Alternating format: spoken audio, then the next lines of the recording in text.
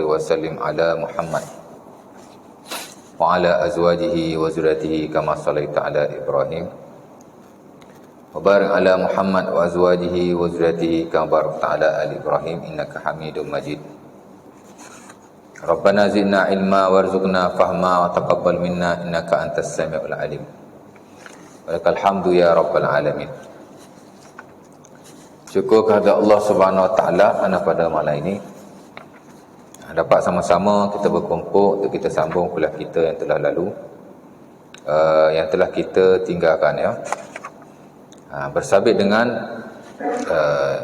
zikir dan doa kepada Allah Subhanahu wa taala. Di mana last kuliah hari itu kita dah masuklah sikit sebanyak tentang apa gitu, ya, pengertian doa kot. Betul tak? Ya. Baik, betul tak? Pertama sekali ialah pengertian doa, pasal 11 ya. Ada semua kan? PDF tu kan? Anak print lah. Print separuh ya. Printer problem. Tak apalah, orang senang nak baca. Pertama ialah pengertian doa, ditulis di situ dari sudut bahasa, artinya memohon dan mengharap. Ya. Doa daripada perkataan Arab lah, ya, of course. Ad-du'a, alif, lam, dal, ain, alif, hamzah. Ad-du'a, ya. Asal perkataannya da'a, yad'u, doa. Itu bagi orang belajar bahasa Arab lah, ya. Maksud dia ialah meminta, memohon, mengharap dan yang seangkatan dengannya. Ha? Ad-du'a lughatan as-su'al wat-talabu war-raja, ya, itulah maksudnya. Maksud kita minta, kita mengharap, kita nak sesuatu, itulah maksud doa. Asal makna dari sudut bahasa, literal meaning, ya. Apa maksud dari sudut bahasa? Dari sudut bahasa ialah dari sudut apa yang dipahami oleh orang Arab. Ya. Kalau bahasa Melayu, apa yang difahami oleh orang Melayu. Kalau bahasa Arab, apa yang difahami oleh orang Arab. Itulah maksudnya dari sudut bahasa. Macam mana kita nak tahu? Dengan merujuk kamus-kamus Arab. Baru dia standardize. Boleh tanya orang Arab pun, tapi takut-takut orang Arab tu sendiri beri maksud secara bahasa tidak betul. Ada juga. Macam kita nak tahulah satu maksud dalam bahasa Melayu. Boleh kita tanya orang Melayu. Direct, boleh. Tapi kau tanya orang Kelantan, dia jawab lain. Tanya orang Terengganu, dia jawab lain. Tanya orang Kedah, dia jawab lain. Betul tak? Jadi buka kamus dewan, confirm itulah maksud yang difahami oleh orang Melayu secara standard. Jadi samalah orang Arab pun. Kita nak tahu satu perkataan yang Arab, kita tengok kamus-kamus Arab. Ya, of course lah banyak kamus Arab dalam market lah, ya, yang kita rujuklah pelajar-pelajar yang belajar Islamic Studies di Rosak Islamiyah. Memang kita kena berkawan baik dengan mu'jam ataupun kamus, ya. Kita dulu zaman-zaman sekolah kamus Marbawi, ya, Arab Melayu, Melayu Arab, yang ditulis oleh Syekh Idris Al-Marbawi Minangkabau. Ya, dulu cetakan lama lah, ya, sekarang dah ada cetakan yang baru, amat menarik sekali. Itulah teman kita zaman sekolah dulu, ya. Tapi bila kita belajar di universiti, of course lah kita guna kamus Arab yang agak advance lah, ya. Arab to Arab, Arabic to Arabic, ya. Ada banyaklah dalam market, ya. Kita ada Lisanul Arab karangan Al-Imam Ibnu Manzur, ya. Kita ada Qamus Maqayisul Lughah karangan Al-Imam Ibnu Faris, dan banyak lagi, ya. Tapi saya dulu banyak rujuk Qamus Al-Wasit, ya, yang telah direngkaskan kepada Qamus Al-Muyassar, sebab di universiti ada jual, ya. Baik, tak apalah, ya. Itu dari sudut bahasa maksud kita memohon. Ad-du'a huwa su'al, ya, doa ni maksud soal, meminta-minta. Orang Melayu pun kata soal juga, tapi orang Melayu ni soal lebih kepada tanya. Soal tanya kan. Kerana soal ni bukan sekadar tanya. Soal ni ialah meminta sesuatu. Itu maksud soal, ha? Tapi kalau bertanya pun betul juga. Soal ni maksud bertanya, betul juga, ya. Mengharap pun sama, ar-raja. Bila kita berdoa, artinya kita selain kita meminta dan memohon sesuatu, pada masa sama kita juga mengharap. Mana ada orang minta tanpa mengharap? Aku minta je, dia bagi, tak bagi sudah. Boleh, tapi dia tak kena dengan prinsip minta itu. Bila minta, of course kita mengharap. Kita nak benda tu. Ya. Sebab itu dalam Islam, mengharap ni adalah sifat orang yang beriman. Mengharap sifat orang yang beriman. Dia bukan saja minta, tapi dia mengharap. Ya. Dan bukan sekadar mengharap, benar-benar mengharap. Tuan-tuan baca dalam surah Every Morning Friday itu surah apa? As-Sajdah, ya. Tuan-tuan baca dalam surah As-Sajdah. Tatajafa junubuhum 'anil madaji'i yad'una rabbahum khaufan wa tama'a mimma razaqnahum yunfiqun. Ada baca? Hari Jumaat pagi, ya. Tak selalu pun tak apa. Tapi sekali-sekala kita baca surah itu, ya. Kemudian kita sujud sajdah, ya. Ayat ke-16 itu kata Allah, tatajafa junubuhum 'anil madaji'i yad'una rabbahum khaufa wa tama'a. Ni sifat orang yang beriman. Malam-malam dia tak tetap papan punggung. Dia bangun, apa dia buat? Yad'una rabbahum khaufan wa tama'a.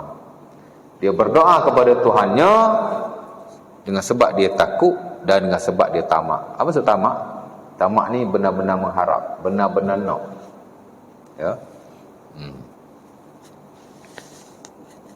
Sebab itu kata Imam Ibn Katsir bila dia tafsirkan ayat ini, dia kata dua sifat orang yang beriman yang mesti ada pada mereka. Pertama khauf, takut. Yang kedua tamak. Base kepada ayat tadi lah. Kita kena takut pada Allah, kita kena tamak juga pada balasan Allah. Takut pada neraka Allah, nak betul-betul pada syurga Allah. Takut pada dosa yang kita lakukan, nak pahala daripada Allah. Dia kena ada macam tu. Baru dia menepati sifat-sifat orang yang beriman. Ya. Tak boleh takut pada neraka tapi syurga tak nak. Tak nak syurga, ataupun jangan sebut pasal syurga, ya. Tak ikhlas nanti. Dia tak tepat, dia tak bela. Dia mesti takut pada azab Allah, takut pada kemurkaan Allah, nak juga rahmat Allah, nak balasan Allah. Ya, dan of course lah, balasan Allah yang paling tinggi ialah syurga, ya. Baik, itu dah sudut bahasa. Kemudian dari sudut istilah katanya, permohonan seseorang hamba kepada Tuhannya dengan penuh pengharapan. Apa maksud doa? Doa ni ialah kita meminta kepada Allah. Tadi dari sudut bahasa, maksud minta. Boleh jadi kita minta pada sahabat kita, boleh jadi kita minta pada ibu kita, boleh jadi kita minta pada orang lain, dan boleh jadi juga kita minta pada Allah. Konteks bahasa dia luas, ya. Boleh digunakan dalam mana-mana konteks bahkan. Itu dari sudut bahasa. Adapun dari sudut syarak, dari sudut istilah, bila sebut doa, dia mesti hanya kepada Allah Subhanahu Wa Taala. Ya. Sebab itu disebut di sini permohonan seseorang hamba kepada Tuhannya, yakni Allah Subhanahu Wa Taala. Bila sebut doa, dia mesti kepada Allah. Ya. Dan tidak boleh kepada selain Allah Subhanahu Wa Taala. Ya. Doa kepada makhluk ghaib, jin umpamanya, tak boleh, syirik. Ya. Dan ini disepakati oleh para ulama, seumpamanya dinukilkan oleh Al-Imam Al-Qurtubi rahimahullahu ta'ala, tak kala dia mentafsirkan satu ayat dalam surah Al-Jin, di mana ada golongan terdahulu dan dia suka berlindung, suka minta tolong daripada jin. Akhirnya jin akan menyesatkan mereka, kerana mereka akan bawa orang itu syirik kepada Allah, kan?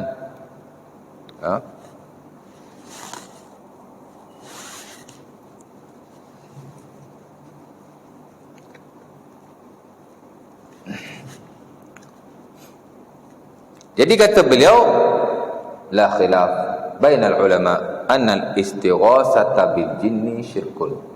Tidak ada khilaf di kalangan para ulama bahawa istighasah, yakni memohon, meminta apa-apa sahaja perlindungan, keselamatan daripada jin, aka makhluk-makhluk gaib yang lain, adalah syirik kepada Allah Subhanahu Wa Taala. Ya. Minta dengan malaikat ke, minta dengan siapa-siapa lah ya, minta pada Allah. Ya. Dan Quran ada puluhan ayat tentang doa. Semuanya Allah Ta'ala menyuruh kita meminta kepadanya, tapi tidak meminta kepada yang lain. Hak minta benda-benda macam tu, dia bukan daripada ajaran Islam. Itu diversion. Ya. Dia nak twist daripada kita minta kepada Allah kepada minta yang lain. Minta kepada roh orang yang mati, itu bukan daripada ajaran Islam. Itu daripada animism. Ya.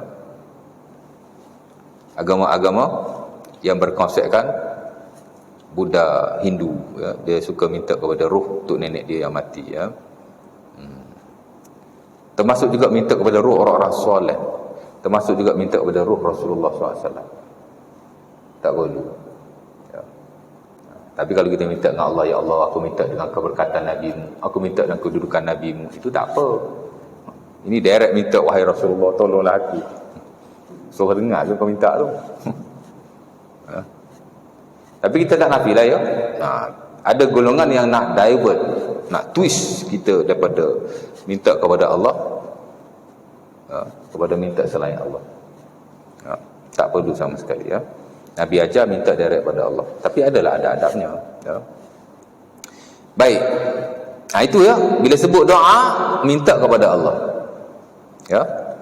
Sebab itu kita kalau belajar Quran, dah ada Nabi SAW, sunnah-sunnah baginda yang sahih, kita takkan rasa susah bila kita nak minta kepada Allah. Kita tahu apa yang kita minta ini akan dimustajabkan. Ya. Dan kita tahu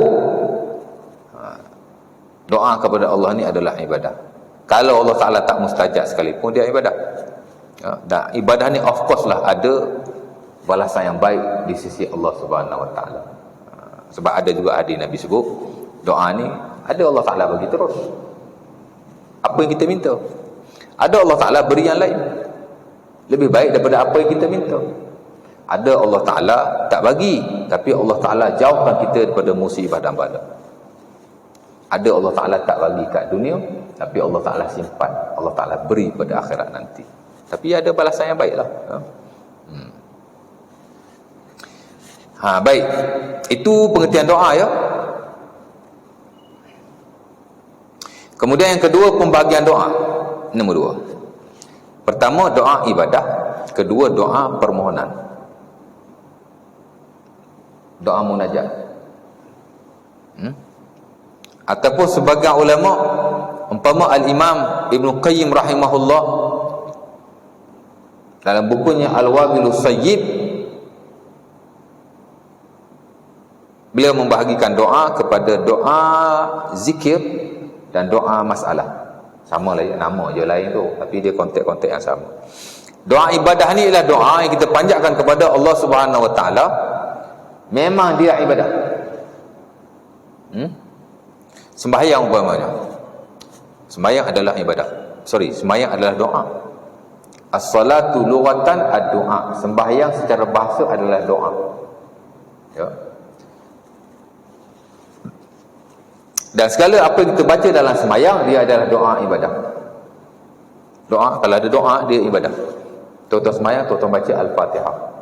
Alhamdulillah Rabbil Alamin, Ar-Rahmanir Rahim, Maliki Yaumiddin, Iyyaka na'budu wa iyyaka nasta'in, Ihdinas siratal mustaqim. Doa tu. Pandukanlah kami ke jalan yang benar. Doa kan? Itu doa ibadah. Ya. Doa, tapi dia dalam konteks betul-betul ibadah. Ya. Sebab itu waktu tu kita tak payah angkat tangan. Ya. Waktu tu kita tak payah amin. Waktu tu kita tahu ada doa yang ada. Kerana dia ibadah, dia mesti stick kepada apa yang diriwayatkan. Ya. Dan begitulah yang lain. Ya. Tuan-tuan baca dalam sujud. Ya, subhana rabbiyal a'la, kemudian tuan tambah dengan apa-apa doa yang tuan-tuan nak. Amat-amat digalakkan. Waktu itu doa adalah ibadah. Sebab tu waktu sujud jangan angkat tangan pula. Baca saja. Pasal dia very strict, dia very fix, dia macam tu je cara dia ya. Pasal dia ibadah. Ada tata caranya yang very specific, yang kita mesti terikat kepada hal berkenaan. Itu maksud doa ibadah. Ya. Walaupun lafaznya bebas, after kita puji Allah, kita digalakkan doa minta apa saja yang kita nak. Aqrabu ma yakunul abdu min rabbih wa huwa sajid fa aksiru du'a fa qaminun ayustajaba lakum. Ya. Hadis Muslim pada Abi Hurairah, kata Nabi, tempat yang paling dekat sekali kamu dengan Tuhan atau seseorang hamba dengan Tuhannya ialah ketika dia sujud. Maka banyakkanlah doa ketika kamu sujud. Mudah-mudahan Allah Ta'ala akan menerimanya. Sebab itu termasuk dalam tempat-tempat yang mustajab ialah ketika sujud. Masa sujud tu banyak minta dengan Allah. Ya, especially ketika solat bersendirian. Yang ketika berjemaah pula. Kan? Imam dah angkat kepala, kita duduk sujud lagi doa apa benda. Kita doa kita pun tak tahu kan. Makruh. Dan kalau jarak lama sangat boleh membatalkan solat. Sampai imam nak bagi salam dah tu. Imam Assalamualaikum, baru bangun. Batal semayang kot kan. Masa semayang kita kena ikut imam ya. Mutabaah dia panggil. Imam bangun kita bangun, imam turun kita turun. Imam bangun kita bangun, imam turun kita turun. Mutabaah ya. Jangan kita mendahului imam, jangan kita bersama-sama dengan imam. Mendahului imam dipanggil musabaqah. Sama-sama dengan imam dipanggil mualat. Ataupun kita terlalu jauh dengan imam dipanggil takhallum. Tiga-tiga tu ada kalanya makruh, ada kalanya membatalkan solat. Biar kita mutabaah. Imam bangun kita bangun, imam turun kita turun ya, macam tu. Saya nak baca doa banyak dah ustaz. Baca after semayang nanti. Main seorang tu, sujud baca banyak-banyak. Amat-amat digalakkan. Ada hajat tertentu, baca waktu tu. Antara waktu kita dekat dengan Allah Subhanahu Wa Taala. Ya. Hadis tu hadis Muslim dan banyak lagi hadis-hadis yang lain. Jadi waktu tu ya, itu dipanggil doa ibadah. Dalam semayang, sebenarnya dahulu ibadah semayang adalah doa. Sebelum tasyahud pun, sebelum salam kita baca doa. Fil alamin innaka hamidum majid. Mintalah doa daripada 4 benda tu yang Nabi ajar. Allahumma inni a'udzubika min azabi jahannam wa min azabil qabr wa min fitnatil mahya wal mamat wa min fitnatil masiihid dajjal. Nabi sebelum salam, Nabi tak pernah tinggal minta berlindung daripada 4 benda. Pertama, minta berlindung daripada neraka jahanam. Yang kedua, minta berlindung daripada azab kubur. Yang ketiga, minta berlindung daripada fitnah orang-orang yang hidup dan fitnah orang-orang yang mati. Ya. Sebagaimana orang yang hidup pun banyak fitnahnya, orang yang mati pun banyak fitnahnya. Akhir sekali minta berlindung daripada Dajjal. Orang banyak bercakap tentang Dajjal, teori-teori Dajjal, tapi doa minta berlindung daripada Dajjal tak ingat. Kan? Surah Kafir Jumaat tak baca, no point. Buat apa nak belajar teori-teori yang belum tentu kesahihannya. Berbanding kita amalkan memang diajar oleh Nabi untuk berlindung daripada Dajjal. Ya, 4 benda ni memang kena baca lah kalau boleh ya. Sebagai ulama mewajibkan, umpama Al-Imam Ibnu Arabi Al-Maliki dalam tafsirnya dia kata wajib, tak baca berdosa. Kerana ia perintah Rasulullah SAW. Tapi saya tidak nafikan, majoriti kata tidak wajib. Tapi amat bagus untuk kita berlindung daripada 4 benda ni. Pasal 4 benda ni hal kita paling takut sekali. Pertama, neraka. Kan? Apa yang nak masuk neraka? Dan dalam satu hari, bila je kita minta dengan Allah berlindung daripada neraka ni? All the time, every minute, every hour kita minta, ya Allah jauhlah aku neraka, ya Allah jauhlah aku neraka. Every single moment. Tak. Sekali-sekala je kan. Terbaik waktu semayang. Jadi kalau kita semayang 5 waktu sehari semalam, kurang-kurang 5 kali dah kita minta dengan Allah jauh daripada neraka. Kalau kita boleh minta lebih lagi, alhamdulillah. Kalau semayang wajib kan 5 kali. Kalau kita semayang sunat contoh 5 kali, jadi 10 kali. Kalau 10 kali satu hari kita minta dengan Allah betul-betul dijauhkan daripada neraka, insya-Allah lah, mudah-mudahan. Tapi kalau kita tak baca dalam solat, bila lagi kita baca minta berlindung daripada neraka? Bila lagi? When? Masa semayang tu lah. Sementara sebelum salam juga dianggap sebagai waktu mustajab. Ya. Yang kedua, minta berlindung daripada azab kubur. Azab kubur benar. Ya. Antara yang perlu kita tahu ialah setiap orang akan mengalami fitnatul qabri, fitnah di dalam kubur. melainkan orang-orang yang diberi kelepasan oleh Allah Subhanahu Wa Taala, dan kita minta kita salah seorang daripadanya. Ya. Belum di akhirat itulah kubur, kita takut dah. Kan tak tahu macam mana lah ya. Yang ketiga daripada fitnah orang yang hidup dan fitnah orang yang mati. Ya. Fitnah orang yang hidup, of course lah. Banyak fitnah yang berlaku sesama kita. Ya. Fitnah orang yang mati berlaku juga. Kadang-kadang orang tu orang soleh, dia difitnah. Kuburnya disuci-sucikan, diagung-agungkan, atau diminta keperluan dan hajat. Di Indonesia tuan-tuan, orang pergi kubur, gosok-gosok batu nesat, cium-cium batu nesat. Apa benda dia buat itu? Itu fitnah orang yang mati ke atas orang yang hidup. Hatta Nabi pun tak nak fitnah begitu berlaku kepada diri baginda sallallahu alaihi wasallam. Nabi sebelum mati ada beberapa benda yang Nabi wasiatkan. Salah satunya ialah Nabi wasiat supaya jangan dijadikan kubur baginda sebagai sembahan. Dan baginda berdoa, Allahumma la taj'al qabri wasanan yu'bad. Wahai Tuhan, jangan kamu jadikan kubur aku seumpama berhala yang disembah. Ya. Dan Nabi SAW bila mengantar tentera-tenteranya keluar daripada Madinah, Nabi berpesan kepadanya dua perkara. Umpama yang diriwayatkan dalam Sunan Abi Daud daripada Abil Hayyash Al-Asadi. Nabi pesan dua benda. Kalau kamu jumpa patung, hancurkan. Kalau kamu jumpa kubur yang tinggi, ratakan. Kerana takut dijadikan sembahan. Ya. Jadi tak maulah ya fitnah orang yang mati. Dan akhir sekali fitnah daripada Dajjal. Ya. Sebelum keluar Dajjal yang besar, ada Dajjal yang kecil-kecil. Dajjal jilah ataupun Dajjalun. Ini disebut oleh Nabi SAW adalah hadis-hadisnya yang sahih. Sebelum keluarnya tanda-tanda akhir zaman yang besar, ada, ataupun sebelum berlakunya kiamat ada tanda-tanda yang besar, ada 10. Sebelum keluar tanda yang besar, ada tanda-tanda yang kecil dan lebih banyak daripada tanda-tanda yang besar. Kalau kata matahari naik daripada sebelah barat, kan? Keluarnya Dajjal, keluarnya macam-macam kan, ada 10 kan. Sebelum hak 10 tu, hak kecil-kecil dulu. Hak kecil-kecil ada 42. Ya? Sebahagian dah berlaku lah ya. Sebahagian Allah Ta'ala alam, mungkin belum lagi. Tapi sebahagiannya melibatkan Dajjal jilah ataupun Dajjalun. Dajjal. Dajjal besar tak rubik lagi, tak keluar lagi. Dajjal kecil ni. Ya. Mengaku Nabi. Of course lah kalau mengaku Tuhan. Cuma Ali bin Abi Talib, orang mengaku Tuhan, dia bakar dengan api. Ya. Yang disebutkan oleh Sahih Bukhari atau Sahih Muslim, bila mana Ibn Abbas tahu Ali bin Abi Talib bakar depa, dia tak suka. Laula ana ma haramtuhum. Kalau akulah aku tak bakar depa.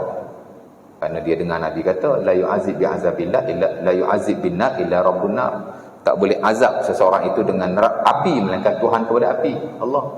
Allah dia boleh azab api, manusia tak boleh. Nabi dah jahat sangat mengaku Tuhan. Dia da'unal ilahiyah, dia mengaku Tuhan, bakar. Kan? Hari ni ada mengaku Tuhan. Kat Terengganu lah, tak tahulah hidup lagi, mati dah kan. Tak apalah, mudah-mudahan dia bertaubat ya. Mengaku Nabi. Nabi kata lepas ni ada beberapa puluh orang mengaku Nabi. Memang berlaku lah dulu sekarang. Hadis palsu juga Dajjal. Orang yang buat hadis palsu, sebar hadis palsu, Dajjal. Sebab itu kita jangan mudah-mudah sebar apa-apa hadis disandarkan kepada Rasulullah sallallahu alaihi wasallam. Takut termasuk dalam konteks yang sama lah ya. Kita takut Dajjal, alih-alih kita jadi Dajjal pasal sebar hadis palsu. Baik. Jadi doa lah ya. Ketika tasyahud, amat-amat digalakkan. After kita minta berlindung benda daripada Allah itu, minta apa saja. Banyak doa Nabi ajar kepada para sahabatnya untuk baca. Minta apa kita nak minta kepada Allah ya. Itu dipanggil doa ibadah. Very specific in that time. Ada tata caranya. Ya. Dan begitu juga doa-doa yang kita panjatkan dalam waktu-waktu yang khusus. doa keluar rumah, doa masuk masjid, doa keluar masjid, doa masuk tandas, doa keluar tandas, doa naik kenderaan, doa ketika musafir. Apa lagi? Doa ketika nak bersama isteri, doa kepada anak bila dilahirkan, macam-macam. Ya. Doa-doa seumpama ini juga disebut oleh para ulama sebagai doa ibadah. Kenapa ada doa? Kenapa ia disebut sebagai doa ibadah? Pertama, kerana lafaznya terhad. Kita tak boleh tukar lafaz itu kepada lafaz yang lain. Bahkan sebaik-baiknya kita baca bahasa Arab seumpama yang diriwayatkan. Tapi kalau kita tak mampu, kita boleh baca dalam bahasa Melayu. Tapi sebaik-baiknya bahasa Arab. Kita terikat kepada bahasa itu kerana itu adalah bahasa syiar dan dia bahasa Islam, bahasa agama itu sendiri, ya. Kita keluar rumah, bismillahirrahmanirrahim. Wala haula wala quwata illa billah.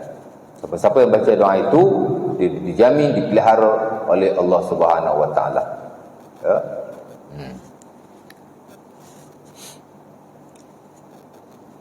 Apa lagi? Kita naik kenderaan, bismillah, alhamdulillah, subhanalladzi sakhkhara lana hadza wa ma kunna lahu muqrinin wa inna ila rabbina lamunqalibun. Alhamdulillah, alhamdulillah, alhamdulillah, Allahu akbar, Allahu akbar, Allahu akbar. Subhanaka inni zalamtu nafsi zulman katsiran faghfir li innahu la yaghfiru dzunuba illa anta. Ya, kalau keluar rumah tadi hadis Anas bin Malik yang diriwayatkan oleh Sunan At-Tirmizi. Salah satulah daripada ini. Doa naik kenderaan, hadis Abi Daud daripada Rabi'ah dan Ali bin Abi Talib. Ya, Allahu akbar, Allahu akbar, Allahu akbar, subhanaka inni zalamtu nafsi zulman katsiran faghfir li innahu la yaghfiru dzunuba illa anta. Ya. Panjang ustaz, biasa saya baca waktu je, subhanalladzi sakhkhara lana hadza wa ma kunna lahu muqrinin wa inna ila rabbina lamunqalibun. Yalah, dah dipotong kan. Asalnya dia panjang, tak adalah panjang sangat pun, ya. Bismillah dulu. Mula-mula kita nak naik kereta, bismillah. Pegang pintu kereta, bismillah. Bila duduk atas cushion kereta, alhamdulillah. Baru baca subhanalladzi sakhkhara lana hadza wa ma kunna lahu muqrinin wa inna ila rabbina lamunqalibun. Lepas tu alhamdulillah 3 kali. Alhamdulillah, alhamdulillah, alhamdulillah. Lepas tu Allahu akbar, Allahu akbar, Allahu akbar. Lepas tu minta doa Allah Taala ampunkan kita. Ya. Itu dipanggil masa kita naik kenderaan. Dan kalau kita bermusafir, kita tambah dengan doa yang Nabi ajar ketika bermusafir. Doa Ibnu Umar yang agak panjang. Ala kulli hal, doa tu minta dipermudahkan. Ya, kalau ingat Arabnya bagus, boleh hafal. Siapa kata tak boleh hafal? Saya dah veteran ustaz, tak boleh hafal. Elok je orang buat program nyanyian, semua veteran-veteran. Ya, otai masih berbisa boleh pun. Lirik lagu panjang-panjang dia hafal, elok je. Boleh. Saya di universiti tuan-tuan, anak murid saya, Pak paling tua 65 tahun, 65 years old, daripada Sabah. Tapi dia pencen di Dewan Bahasa dan Pustaka. Tapi dia ambil diploma lah, diploma pengajian Islam. Tu Pak paling tua, Pak paling berumur lah ya. Tapi hak lain ada umur 60, ada 55, ada 50 lebih lah. Tapi 40 lebih banyak juga. Pasal kita orang anak murid semua, banyak yang dah bekerja, ya, part time kan. Boleh je. Ya.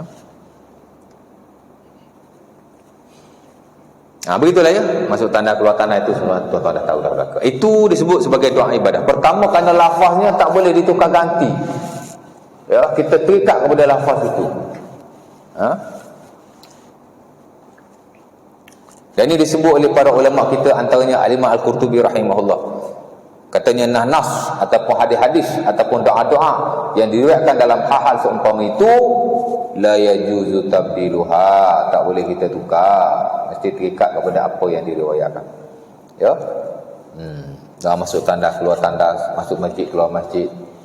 Masuk masjid, surau ni pun boleh baca bismillah wassalatu wassalamu ala rasulillah Allahumma ftahli abwaaba rahmatik. Ya. Biasa ditampal hanya doa, tapi tak disebut bismillah, tak disebut selawat pada Nabi. Sebenarnya sebelum kita doa, kita digalakkan membaca bismillah dan selawat pada Nabi. Kerana dalam hadis-hadis yang sahih, Nabi suruh kita selawat, Nabi suruh kita baca bismillah. Kemudian baru kita baca doa. Ya, hadis Abi Hurairah yang diriwayatkan oleh Nabi Daud dan sebagian sahabat yang lain. Oh, saya tahu masuk masjid baca Allah maftahli barahmati, Ustaz. Allah maftahli abwaab rahmati saja. Yalah, takkan dia nak tampar panjang-panjang. Bila kita belajar kita tahulah. Bismillah dulu. Bismillah wassalatu wassalamu ala Rasulillah. Allah maftahli abwaab rahmati. Keluar masjid pun sama. Bismillah wassalatu wassalamu ala Rasulillah. Allahumma inni as'aluka min fadlik. Bismillah selawat. Bismillah selawat. Bawa doa ya. Takkan dia nak tampar semua kan. Kita belajar baru kita tahu. Jadi kita amalkan. Dan begitulah dalam hal-hal yang lain. Nak bersama isteri, doa ibadah ya, lafaz tu jangan ditukar. Stick. Bismillah Allahumma jannibna syaitan wa jannibna syaitan ma razaqtana. Wahai Tuhan, jauhkanlah kami daripada syaitan, jauhkanlah syaitan daripada apa yang kau rezekikan kepada kami. Yang ini jauhkanlah kami daripada syaitan, jauhkanlah juga anak yang bakal dikandung itu daripada syaitan. Dan Nabi kata fa in qudiyalahu waladun lam yadurruhu syaitan. Kalau malam itu berlaku ada anak, maka dia akan dipelihara dan tidak dimudaratkan oleh syaitan. Kan? Sebab itu baca doa. Bismillah, baca doa tu. Jannibna syaitan wa jannibna syaitan ma razaqtana. Hadis Muslim daripada Ibnu Abbas. Ya. Oh, saya kahwin 30 tahun Ustaz, tak pernah baca. Baca. Start from today. Baca doa itu ya. Wahai Tuhan, jauhkanlah aku daripada syaitan, jauhkanlah kami daripada syaitan dan jauhkanlah syaitan daripada apa yang kau rezekikan. Anaklah maksudnya. Tak ingat aku Arab, baca kod Melayu. Tapi jangan kod Melayu setiap masa. Tukar kod Arab, carilah ya. Tekan je dalam Google. Kan, share Google. Doa ketika bersama isteri, dia keluar lah. Kalau doa tu lah, keluar doa lain saya tak tahu lah ya. Tapi biasa doa tu amat masyhur sekali ya. Jadi terikat. Kenapa dia sebut sebagai ibadah? Kerana lafaznya kita jaga. Yang kedua, kerana pengkhususan tempat itu. Kita tak boleh nak tukar-tukar. Hak masuk masjid kita baca hak keluar, hak keluar kita baca hak masuk, walaupun makna lebih kurang. Masuk masjid, Allah maftahli abwaab rahmatik. Wahai Allah, aku minta rahmatmu, bukalah kepadaku pintu-pintu rahmatmu. Bila kita keluar, Allahumma inni as'aluka min fadlik. Wahai Tuhan, aku minta kelebihan daripadamu. Lebih kurang aja. Kita tukarlah. Masuk kita baca Allahumma inni as'aluka min fadlik. Keluar kita baca Allah maftahli abwaab rahmatik. Sama je, makna dia dekat-dekat je. Tak boleh. Sebab tu disebut sebagai doa ibadah. Kita stick kepada lafaznya dan kita stick juga kepada pensyariatan tempat-tempat yang telah dikhususkannya. Ya. Jadi tak boleh pandai-pandai kita. Ya. Jaga betul-betul hak tu ya. Sebab itu disebut sebagai doa ibadah. Kalau pendek-pendek lah, kalau panjang-panjang lah. Memang doa Nabi tempat-tempat yang khusus umpama ini pendek-pendek. Mana boleh panjang-panjang? Takkan nak bersama isteri doa sampai panjang macam Al-Baqarah pun. Bila nak bersama isteri? Ya tak? Takkan doa nak naik kenderaan panjang macam surah Al-Imran pun. Bila nak naik kenderaan? Nak habiskan surah tu pun dah 2-3 jam. Bismillah. Baik, itu doa dan zikir yang diajar oleh Rasulullah amat praktikal sekali. Very practical. Ya. Of course lah doa nak masuk tandas. Kan? Takkan panjang. Kita bukan nak baca doa, kita nak masuk tandas. Cuma doa tu kita panjatkan kepada Allah untuk mempermudahkan urusan kita. That's it ya. Itu doa ibadah, faham ya? Dia kena stick kepada hal-hal yang seumpama itu. Lafaznya, tempatnya, dan juga keadaannya jika ada. Keadaannya. Tak ada tempat tapi keadaan. Ya. Contoh, bila ada orang meninggal, ada doa yang dibaca oleh Rasulullah sallallahu alaihi wasallam. Amat-amat menepati kepada orang yang mati. Ya. Apa doa bila kita dengar kematian ataupun kita tahu ataupun sampai berita kematian kepada kita? Al-Fatihah. Al-Fatihah. Akak baca Al-Fatihah. Yang syok tu tulis je Al-Fatihah. Lepas tu pakai copy paste. Tak bila dia baca Al-Fatihah, tak tahu. Ya, buka Al-Fatihah ya. Al-Fatihah tu fatwa akhir zaman. Awal zaman tak ada. Baca doa kepadanya. Allahumma ighfir lahu, ya Allah ampunkanlah dosanya. Apa yang orang mati nak, melainkan diampunkan dosanya. Warfa' darajatahu fil mahdiyin, angkatlah darjatnya di sisi orang-orang yang mulia di sisimu, selain daripada diampunkan dosa. Orang-orang yang mati amat berkehendakkan kedudukan dan darjat di sisi Allah Subhanahu wa taala. Mudah-mudahan dia berada di Illiyin, tempat yang paling tinggi bagi roh orang-orang yang mati.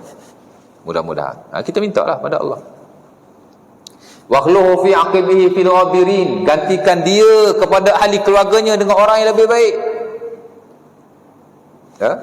Kalau yang mati tu suami, mudah-mudahan isteri selepas ini akan dapat suami yang lebih baik. Tak tahulah kok suami tu belum mati, dia wasiat kat bini dia, kalau aku mati kau jangan kahwin lagi ya. Kalau kau kahwin kau jadi hantu, aku cekik kau. Oh, jahat suami macam tu. Suruh isteri kahwin. Kan? Saya kalau saya meninggal, saya kat isteri saya, kau kahwin terus, kau jangan tunggu-tunggu. After iddah lah, of course. Takkan dalam iddah nak kahwin kot. Tak payah nak sedih-sedih ingat kat aku, tak payah. Kau doakan saja aku baik di sisi Allah Subhanahu wa taala. Ya? Boleh buat begitu. Balik wasiat kat isteri. Mana ni ustaz ajar aku, kalau aku mati dia suruh isteri kahwin. Aku kahwin je kalau aku mati, boleh buat. Bagi dia hidup di dunia dengan baik. Kita hidup di alam barzah dengan baik. Tapi minta dia doa pada kita lah ya. Kalau yang mati tu isteri, mudah-mudahan suami akan dapat isteri yang lebih baik. Tadi cakap suami mati kan, ini isteri mati pula. Sama juga. Kalau isteri kita mati, jangan tak kahwin. Kahwin terus. Cakap kat bini kita, kalau kau mati aku akan kahwin terus. Kau jangan marah aku pula dalam kubur. Kan? Ya? Nak kubur kompol lah, dia tak tahu kan. Tapi jangan dia marah pula kan. Ada isteri tu, abang kalau saya mati abang jangan kahwin lagi ya. Nak kahwin tunggu saya mati lama dulu. Tak payah. Orang lelaki tak ada idea. Hari ni mati esok boleh kahwin. Apa punya zalim suami. Isteri dia baru mati bulan lepas, bulan ni dia dah kahwin. Orang suka bercakap. Untung dia kahwin bulan lepas. Patut hari ni esok dia kahwin terus. Ya?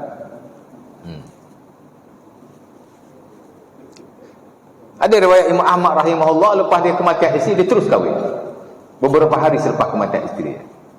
Dia sebutlah sebagai buku fiqh bila saya baca kan. Memang digalakkan begitu ya. Jangan lama-lama bersendirian. Kahwin. Dan mudah-mudahan dia akan dapat ganti isteri yang lebih baik. Kita doalah.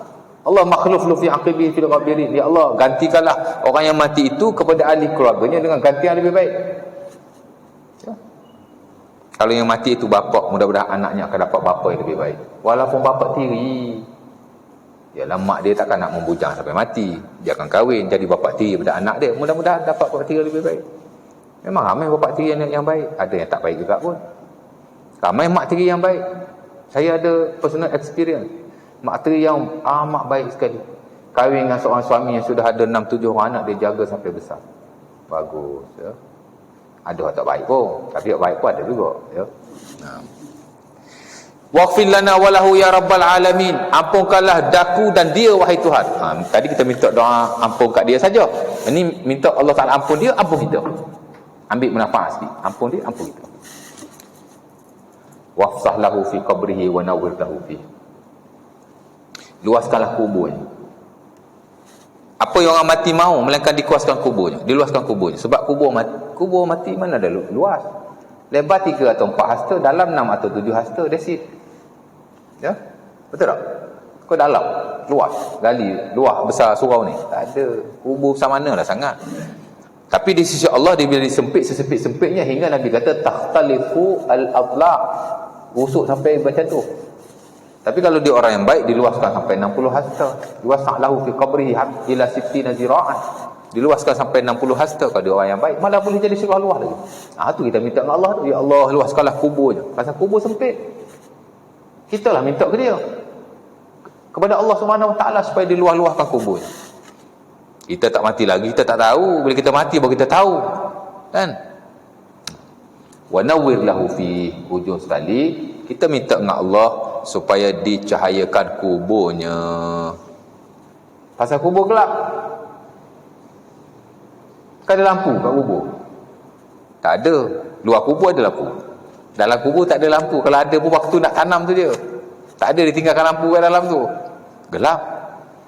Jadi kita minta kepada Allah supaya diterangkan kuburnya, diberi cahaya kepada kuburnya. Jadi semua yang Nabi minta ini menepati kemaslahatan orang yang mati. Ya. Yang ini diriwayatkan dalam Sahih Muslim daripada isterinya Ummu Salamah, dan mungkin ada riwayat-riwayat yang lain. Ya. Baik itu doa ini dimasuk oleh Al-Imam Nawawi dalam Al-Azkar sebagai galakan kepada kita untuk kita bacalah bila kita mendengar atau kita menerima berita kematian seseorang. Kalau abang baca macam tu, saya baca macam tu, you all baca macam tu, ramai baca macam tu, takkan tak ada seorang mustajab kot? Mungkin ada. Jadi dia mencapai kemaslahatan orang yang mati, ya. Tapi hari ini doa itu telah tidak diamalkan, melainkan orang-orang yang tahu, orang-orang yang belajar, dan orang-orang yang berpegang dengan sunnah Rasulullah SAW. Ya. Jadi kita baca yang tu, ya. Tak tahu pun Arab ustaz, tak apa, baca kod Melayu. Ya Allah, apakanlah dia. Ya Allah, angkatlah darjatnya. Ya Allah, gantikanlah dia dengan orang lebih baik kepada ahli keluarganya. Ya Allah, apakanlah aku dan dia. Ya Allah, luaskanlah kuburnya. Ya Allah, cahayakanlah kuburnya. 7 benda. Ingat malam ni, ya. Mula-mula sekali minta apa? Ampun. Ya Allah, apakanlah dia. Dengar je orang mati, ya Allah, apakanlah dia. Ya. Ya Allah, angkatlah darjatnya. Ya Allah, gantikanlah dia dengan orang lebih baik kepada ahli keluarganya. Ya Allah, ampunkanlah aku dan dia. Ya Allah, luaskanlah kuburnya. Ya Allah, cahayakanlah kuburnya. 7 kan? Lepas tu baca lah, nak baca Al-Fatihah ke, nak baca Al-Baqarah niat bagi ke dia ke, terpulang. Yang penting yang disunahkan oleh Nabi tadi, kita telah membacanya dan kita telah memberi hak kepada si mati yang patut dia dapat melalui doa kita. Ya. Nampak? Isyak ke? Subhanallah, cepatnya. Berapa minit dah? Putih tak nampak. 42 minit. Azan dulu Azan? Dah isyak belum ni? Oh. Ha? Oh, dah lepas lama dah. Subhanallah. Kamu tak stop pasal tadi? Dulu azan kan? Oh, start tengah syok sangat, dia kata kami tak sampai hati nak stop kan. Aduh. Satu lagi doa permohonan, ya. Doa permohonan ni ialah doa selain ibadah. Doa kita munajat kepada Allah yang tak melibatkan hal yang tadi, tak terikat kepada waktu, tak terikat kepada masa, tak terikat kepada lafaz. Kita bebas meminta kepada Allah Ta'ala apa sahaja. Ya. Dan of course lah, dia tidak ada hubungan dengan ibadah-ibadah seumpama semayang macam tadi, ya. Dia bebas. Kita duduk sesaja minta, ya Allah bagilah aku begini, ya Allah bagilah aku begitu. Tengah-tengah bawa kereta nak minta dengan Allah, ya Allah bagilah aku begitu, bagilah aku begini. It's open all the times. Dia terbuka pada bila-bila masa, di mana-mana sahaja. Tidak ada orang kata apa, spesifikasi tertentu. Cuma ada adab-adabnya. Yang ini yang kita kata kena mulakan dengan memuji Allah, memulakan dengan selawat Nabi, kena hadap ke arah kiblat, kena dalam keadaan suci, kita ke macam-macam, ya. Ini yang disebut sebagai doa permohonan, doa munajat. Dan walaupun dia tidak ada waktu-waktu yang spesifik, amat digalakkan kita memilih waktu-waktu yang dekatlah untuk dimustajabkan oleh Allah Subhanahu Wa Taala. Ya, macam di tengah malam, 1/3 yang akhir. Sebab tu kalau kita bangun awal before subuh, ambil masa untuk kita doa kepada Allah. Ambil masa, ya. Kita dah pergi tanda, dah ambil wudu kan. Kalau sempat semayang. Kalau tak sempat semayang, sebelum azan subuh tu, doa kepada Allah. Tak apa. Ya. Bila lagi? Ketika antara azan dan iqamah, waktu mustajab. Nanti saya akan hurai lepas ni, ya, satu persatu waktu-waktu yang dimustajabkan untuk kita minta doa permohonan. Doa hak ni lah hak nombor 2 ni. Kalau tadi doa ibadah tu memang dah ada tempat-tempat dia, kita selalu baca, selalu amalkan. Hak ni untuk kita baca pada waktu-waktu yang melibatkan hajat dan keperluan kita kepada Allah. Tadi ya malam antara azan dan iqamah. Nabi kata azan iqamah dia tidak ditolak. Minta apa saja daripada Allah.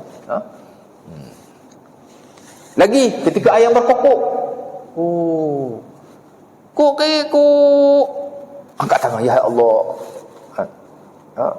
Berilah aku kesihatan, ya Allah. Anak aku nak belajar, mudahkanlah urusannya, ya Allah. Itu munajat kita amat-amat digalakkan pada waktu-waktu berkenaan ketika ayam berkokok. Ya. Bacalah kok Melayu ke, baca tak kisah. Jadi waktu-waktu itu ya. Dah ada lagi lah waktu-waktu yang lain. Ya.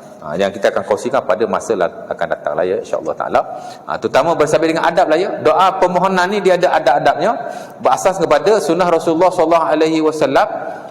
Saya kira tak kurang daripada 29 adab yang dimuatkan oleh ulama besar kita Al-Imam Zakaria Al-Ansari dalam bukunya Adab Doa, adab-adab doa. Saya kira buku itulah yang paling banyak menukilkan adab doa. Kalau ikutkan Al-Imam Nawawi dalam Al-Azkar, dia hanya menukilkan 10 adab doa saja. Tapi dia ni dia nukil agak banyak. Dia lebih lagi rujuk kan. Jadi dia buat main. Ada 29 adab. Yang saya akan baca satu persatu the next kuliah nanti ya. Sebahagian ni tuan-tuan dah tahu dah. Cuma untuk kita tambah ilmu insya-Allah taala ya. Mudah-mudahan. Ada soalan? Tak ada lah ya. Aku liqul azab. Assalamualaikum warahmatullahi wabarakatuh. Tutup majlis dengan tasbih kafarah dan surah Al-Asr. Bismillah.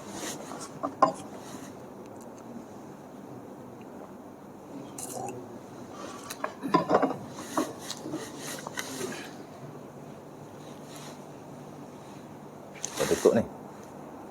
Tak jumpa lah.